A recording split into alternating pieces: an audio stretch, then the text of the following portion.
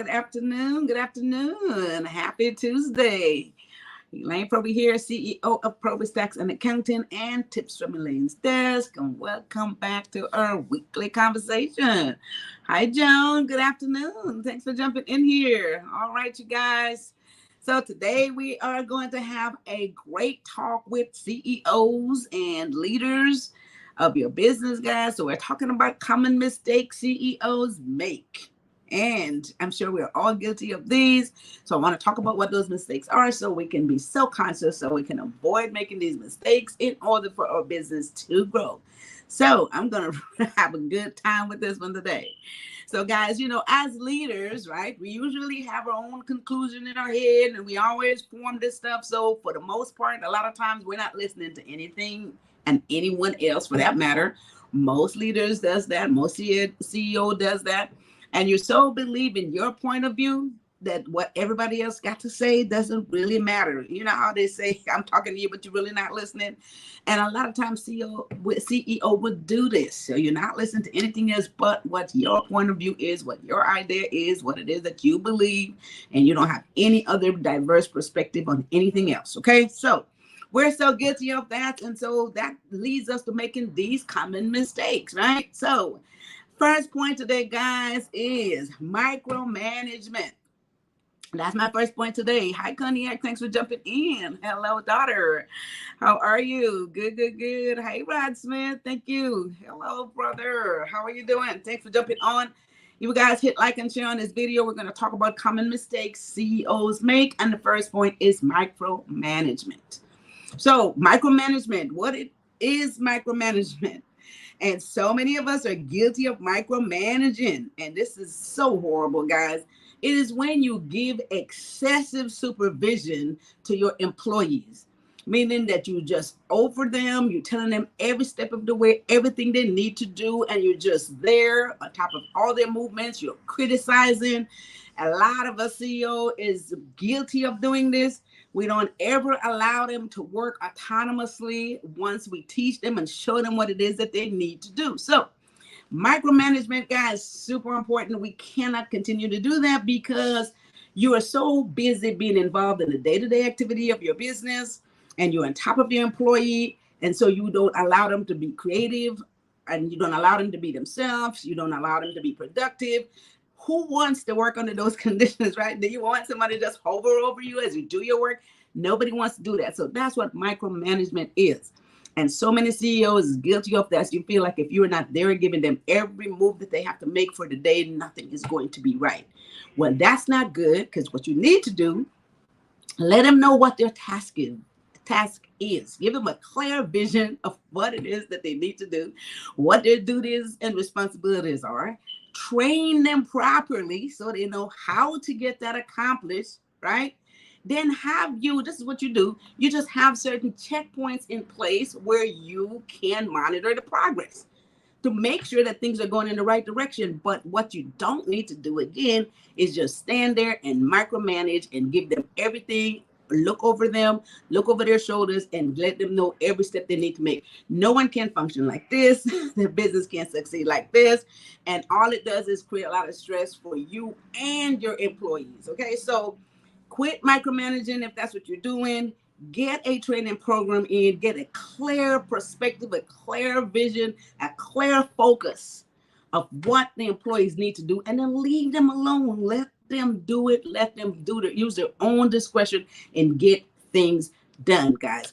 Very important, because this, again, like I said, if you don't have a checkpoint to monitor, then create checkpoints. Know when you're going to check and make sure things are running like it should.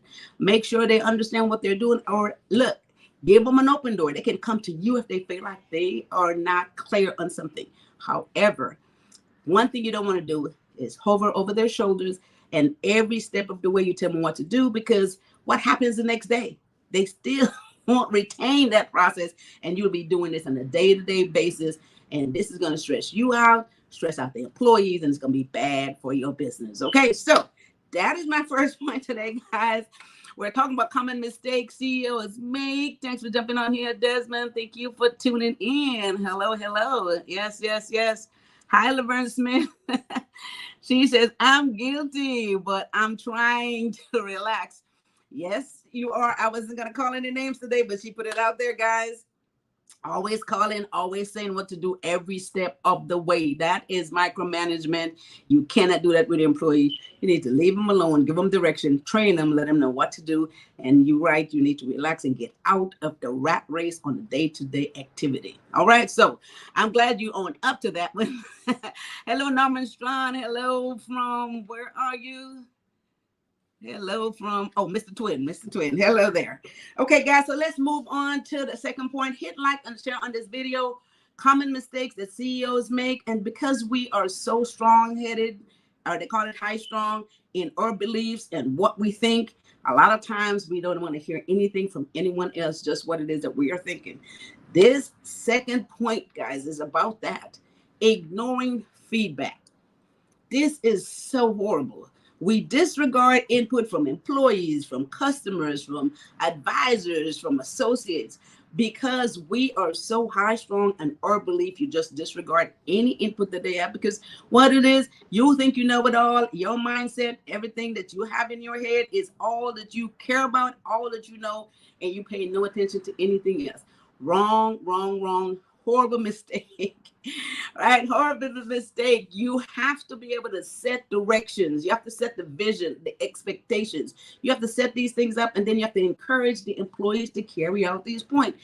But it works both ways. You have to also listen to their input. Guys, this is, you know what? I can't even express this enough.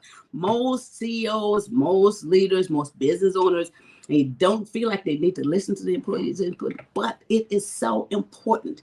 Listen to their feedback, have frequent communication, find out how, if they understand the mission and the purpose, let them understand that their role in your business is so important. Let them know this, right? Or else they are going to feel like they have been disregarded, they're undervalued, they feel like you don't care. And if you don't listen to them with an open mind, and listen, they know when you're not paying attention. They know when you're not listening. You can't just pretend to be listening and not listening, because they know that you're not paying any attention to what they're saying.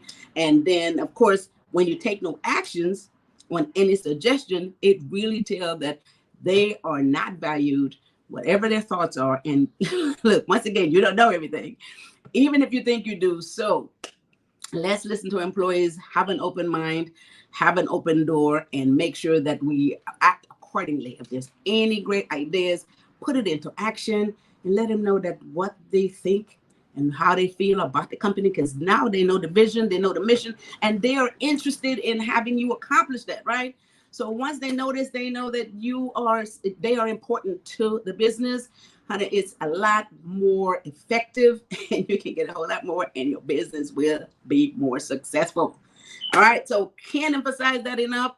And the other thing, customers and clients, super important. Their feedback, guys, you may not want to hear it all the time. Sometimes it's not positive, sometimes it's negative, but you have to listen to your customers and your clients' feedback as well. Although, like I said, you may not be happy about what you hear, but what it does, it assists you in the process of correcting stuff, implementing stuff, whatever that might be. If it is worth doing, guys, you don't see everything. Once again, you don't see it, you don't know it. So of course, listen to your client feedback, listen to your customers' feedback, and that is super important. And the next people you need to listen to, your advisors, your business associate. We cannot ignore feedback, and you want to be a successful business owner. I don't know how much to emphasize this, and we have to do this, all right? So that's my second point. Do not ignore feedback. Super important, all right? So once again, we're talking about common mistakes CEOs make. Guys, hit like and share. Norman Strong says, let's see. Now I think I really need these lovely glasses. I think every establishment should have, every establishment should have feedback cards. Okay. Now that's a good way to get feedback from customers, right? A lot of times they will have that. They'll have these cards where you could give your ideas and your opinion and what you like about the services, what you like about the food, what you like about the place. It could be that as well. And that's a good idea, because they used to have this a lot. Every time you go somewhere, there was a card asking you your opinion and some check marks. I don't run into it a whole lot lately, but I don't think it's a bad idea to implement that in some way, shape, or form as well, Mr. Strawn. So I do agree with you. And he also said something else. Oh, the feedback cards. Okay, so yeah, I do agree with that because it helps. It helps. And I always tell clients when they have something to say about the services or about the employees or about whatever it is. And I always say, well, thank you so much because of you, we can do better, right? Because if you don't know, you can't fix something you don't know. Okay, so again, you can't ignore that stuff. It's super important. Let's see what else we have here. Folks run to social media instead. All right. You know what? And that's horrible. That's horrible. That's the thing. Because if you run to social media, then of course you're not helping that business person. You're not helping that business. Again, the only way for anyone to grow. And again, nobody knows everything. And sometimes you can't be responsible for everybody's actions. So there's some things that are out of your control. However, if you know about it, you can do something about it. And I always emphasize that in our businesses, all of them, the restaurants, the accounting business, everything. If there is a problem, let us know so we can try to fix it. Okay, so that's not ignoring feedback. Listen to your customers, listen to your clients, listen to your advisors, associates, and specifically your employees. All right, third point. That one today, this is exciting. Okay, now this one right here, I truly love. It's about short-term focus. Some of us concentrate on short-term goals, right? We're thinking, okay, well, we have to get this done in a month and we have to do this in the next 3 months. And we focus on the short-term goals and we fail to realize that whatever we do for the short term, we must make sure that it's in alignment with the long-term goals. So sometimes you want to have these quick fixes. If you have a problem, guys, there's no such thing as a quick fix. And I remember this all the time. My son always tells me this in the business when there's a problem and I'm trying to get it over real quick to get it done. He says, Mom, no, there's not a quick fix. You have to think about if this occur again. Think about it in the long term. Think about what everybody else will do if they run into the same situation in the long term. So I had to figure out how to fix the problem and make it to the point where it can be used over and over again if the problem does arrive. So short-term focus, just trying to get through the point, just trying to get where you want to go for the first month or for the first quarter without the long-term goal in mind, guys. That does not work. That's a horrible mistake. The quick fix doesn't matter because in the next month or the next week, you have the same problem. You won't know how to fix it.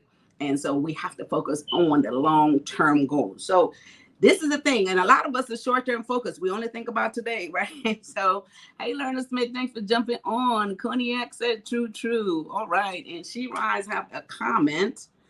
It says also, business needs to pay attention to their social media like you do. Okay, right.